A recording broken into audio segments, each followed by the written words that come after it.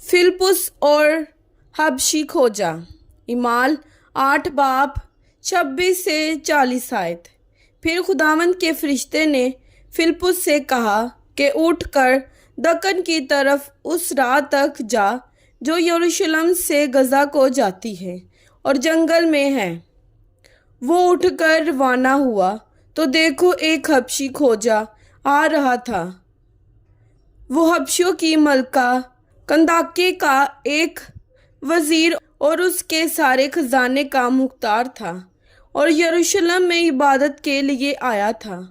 वो अपने रथ पर बैठा हुआ यशायाह नबी के सहीफा को पढ़ता हुआ वापस जा रहा था। रूह ने फिलिप्पुस से कहा कि नज़दीक जाकर उस रथ के साथ हो ले। बस फिलिप्पुस ने उस तरफ दौड़कर उसे यशायाह नबी का सहीफा पढ़ते सुना और कहा कि जो तू पढ़ता है उसे समझता भी है। उसने कहा यह मुझसे क्यों कर हो सकता है जब तक कोई मुझे हिदायत ना करे। और उसने फिलिप्पुस से दरख्वास्त की कि मेरे पास आ बैठ। किताब मुकद्दस की जो इबारत वो पढ़ रहा था ये थी कि लोग उसे भेड़ की तरह ज़िबा करने को ले गए और जिस तरह बर्रा अपने बाल कुतरने वाले के सामने बेज़बान होता है इसी तरह वो अपना मुंह नहीं खोलता। उसकी पस्त हाली में उसका इंसाफ ना हुआ और कौन उसकी नस्ल का हाल बयान करेगा, क्योंकि ज़मीन पर से उसकी ज़िंदगी मिटाई जाती है।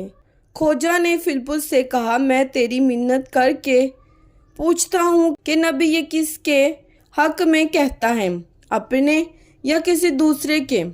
फिलिप्पुस ने अपनी ज़ुबान खोलकर उसी नविश्ते से शुरू किया और उसे यीशु की खुशखबरी दी और राह में चलते चलते किसी पानी की जगह पर पहुँचे। खोजा ने कहा देख पानी मौजूद है, अब मुझे बपतिस्मा लेने से कौन सी चीज़ रोकती है। बस फिलिप्पुस ने कहा कि अगर तू दिलो जान से ईमान लाए तो बपतिस्मा ले सकता है। उसने जवाब में कहा मैं ईमान लाता हूँ कि यीशु मसीह खुदा का बेटा है। बस उसने रथ को खड़ा करने का हुक्म दिया और फिलिप्पुस और खोजा दोनों पानी में उतर पड़े और उसने उसको बपतिस्मा दिया।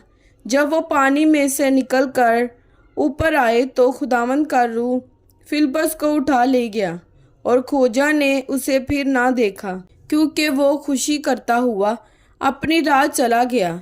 और फिलिप्पुस अशदोद में आ निकला और कैसरिया में पहुंचने तक सब शहरियों में खुशखबरी सुनाता गया। कलाम पाक के पढ़े और सुने जाने पर खुदावंद की खास बरकत हो। खुदावंद का शुक्र हो। आमीन।